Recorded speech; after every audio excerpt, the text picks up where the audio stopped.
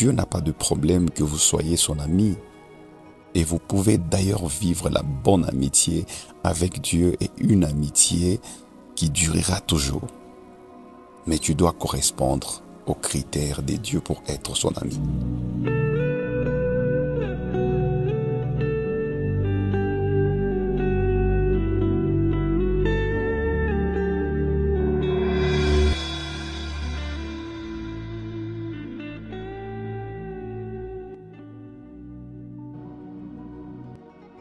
Bonjour à tous. Voilà, vous êtes dans ce programme de Maol Ministries, autour de cette émission qui vous offre de petits moments, mais de meilleurs moments de méditation de la parole de Dieu. C'est la gerbe de l'Éternel. Je voulais m'entretenir avec vous autour d'un sujet important, mais je vous promets surtout de revenir pour développer tellement ces sujets qui vont nous ouvrir de nouvelles horizons dans notre vie chrétienne. Donc je vais essayer de parler ou poser des bases pour nous de savoir un peu plus sur ce que c'est vivre une amitié avec Dieu ou l'amitié avec Dieu tout court.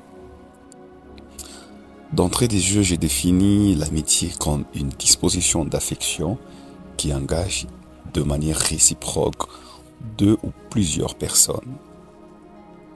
Dans notre milieu ou culture, c'est très rare actuellement d'entendre parler des amitiés. On croirait que ce n'est plus encore d'actualité. Mais l'amitié est vraie, c'est parce que l'autre la reconnaît aussi. Aussi longtemps que c'est vous-même qui savez qu'il y a une amitié, en réalité, il n'y en a pas et ça ne s'explique pas. Dans la vie, si vous voyez deux personnes en amitié, il y a toujours l'une qui a initié l'autre et les deux partagent cette vie ensemble. Vous vous rappelez peut-être de cette déclaration anonyme. Les amis sont les anges qui nous soulèvent quand nos ailes n'arrivent plus à se rappeler comment voler. Et moi je dis que Dieu est un ami qui nous prend dans son vol quand nous n'avons personne sur qui compter. Il y a une chose que j'aime dans l'amitié, c'est ces termes que nous utilisons pour parler généralement de l'intimité. C'est même l'élément qui renforce le lien d'une relation. Nous allons comprendre tout ça. Mais n'oubliez pas que nous traitons des sujets sur l'amitié avec Dieu notre Père. Nous pouvons lire dans Proverbe 3, verset 32 pour comprendre ça. Car l'Éternel a en horreur les hommes pervers, mais il est un ami pour les hommes droits. De la même manière que nous avons nos préférences ou encore nos critères dans les relations, on doit savoir que cela a commencé avec Dieu, que personne n'était juge à ces sujets. J'ai envie de poser une question à quelqu'un. Et toi, tu es l'ami de qui? Parce que Dieu d'abord est l'ami des hommes droits.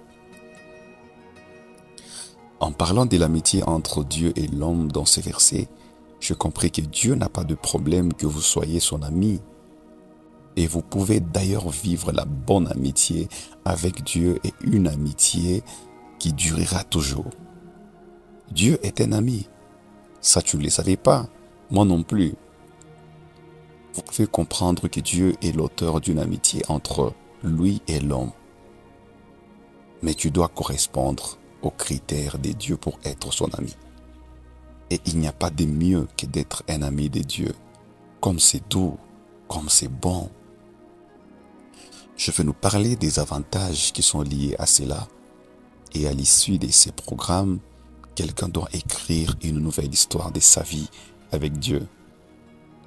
Et pour avoir cette approbation, vous devez comme ça, je peux dire, vous efforcer à mener une vie de droiture aux yeux de Dieu. Je ne sais pas si vous comprenez que c'est comme un appât pour Dieu. Dieu ne traîne pas vraiment à bâtir sa demeure au milieu d'un peuple, d'une famille, d'une église qui vit dans la droiture. Nous allons également voir si cela est possible dans notre époque de vivre une vie de droiture. Et je vais disposer par la grâce de Dieu quelques citations écrites qui vous éclairera encore davantage dans la méditation.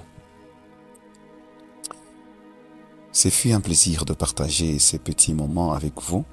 Faites-moi confiance pour une deuxième ou une première partie de cette émission sur ces thèmes. Ceci n'était qu'une introduction. C'était César Maoul.